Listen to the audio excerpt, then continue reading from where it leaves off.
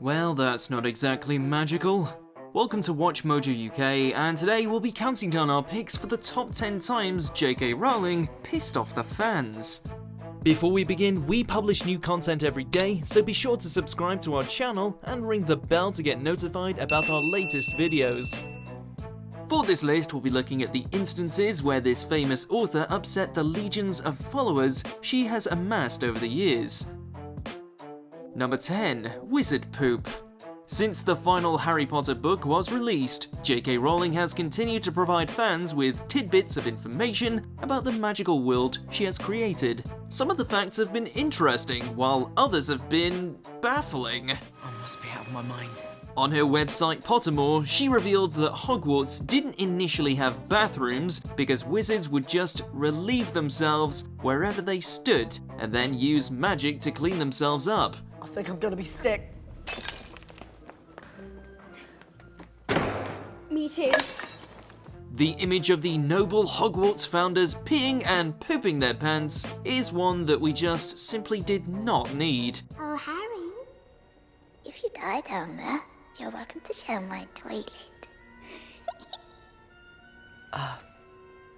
Thanks, Myrtle.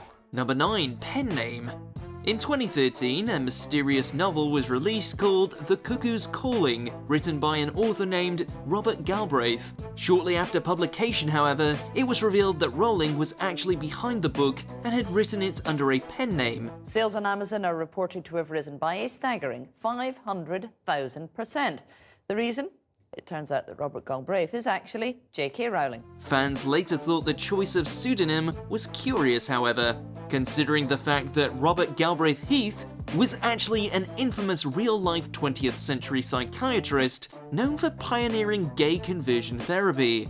Of course, this could just be a total coincidence, but considering Rowling's conflicts with the LGBTQ+ community, it definitely raised some eyebrows. JK Rowling today called Robert Galbraith a liberating experience which she'd hoped to keep secret a little longer. So exactly who outed her to journalists remains a mystery. Number 8. Nanis Casting.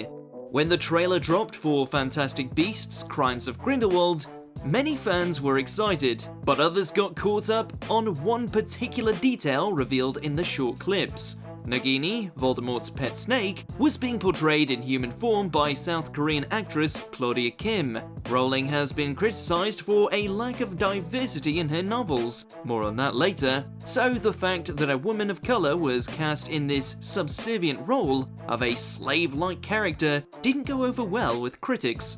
But look at her. So beautiful. Yes. So desirable. But soon, she will be trapped forever in a very different body.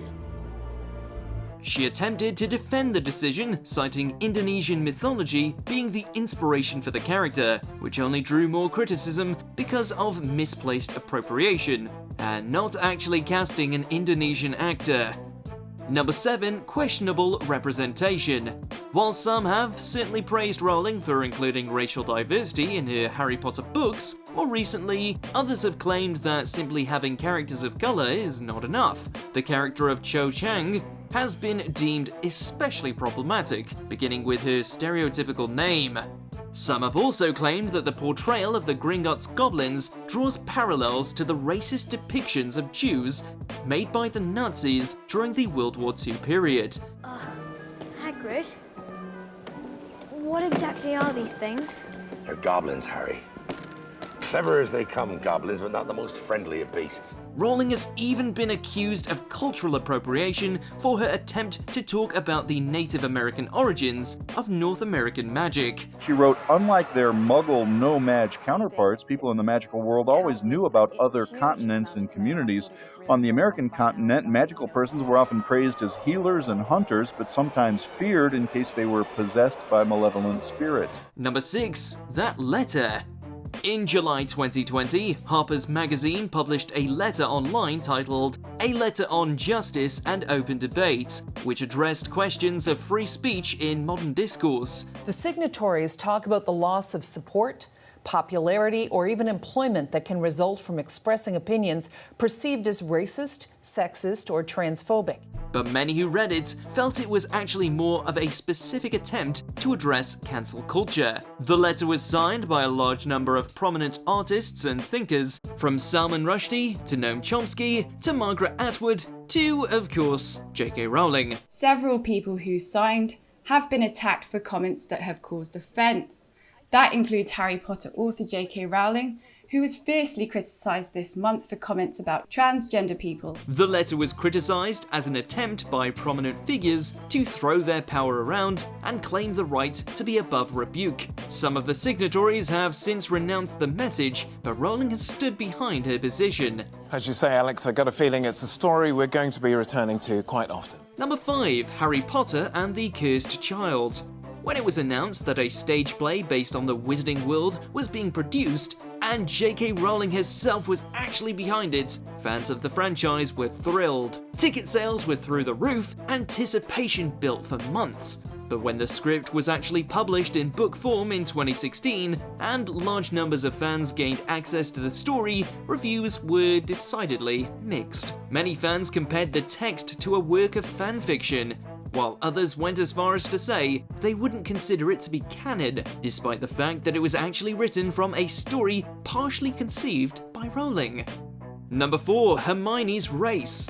When the casting decisions were revealed for the stage version of Harry Potter and the Cursed Child, many were intrigued to see the role of Hermione being played by black actress Noma Dumezweni. This brought up an issue that had been circulating among some fans for years, whether Hermione was black. It caused confusion among fans, and some expressing their displeasure at the apparent changing of the character's race. Rowling herself has claimed that the character's race was never explicitly specified, and that she supports the idea of Hermione being black. But as far as author JK Rowling is concerned, a black Hermione is not even an issue.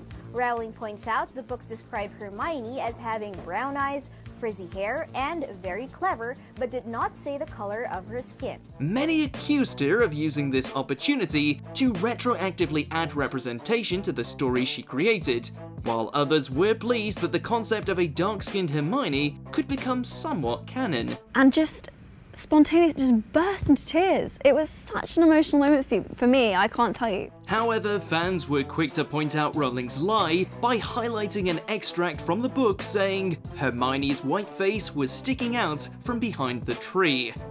Number 3. Her self-defense on Twitter.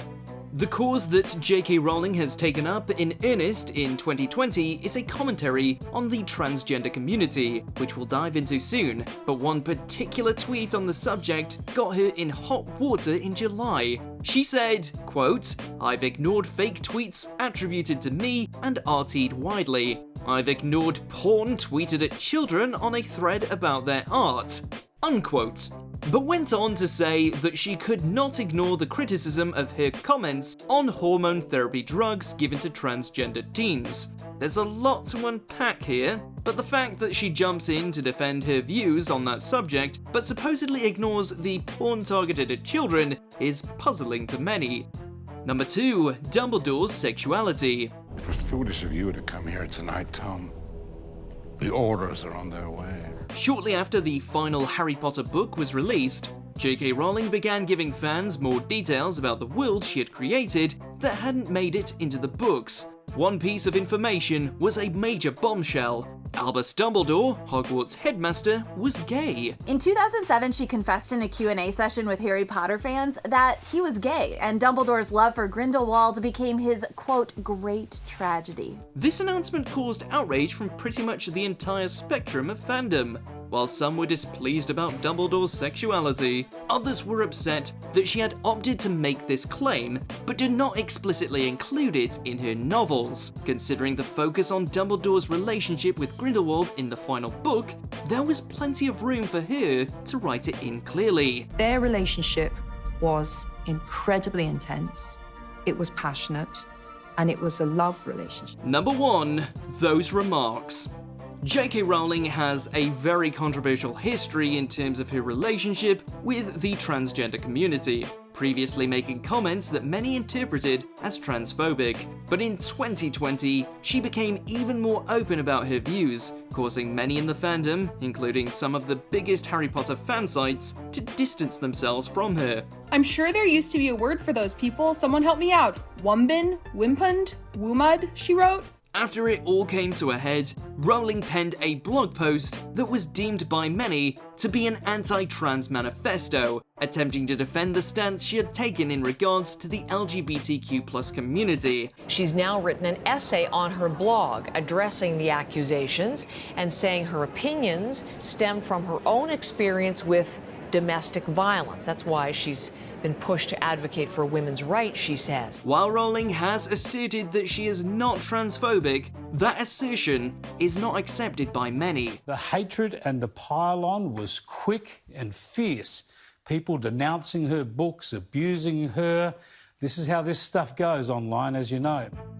Do you agree with our picks? Check out this other recent clip from WatchMojo UK and be sure to subscribe and ring the bell to be notified about our latest videos.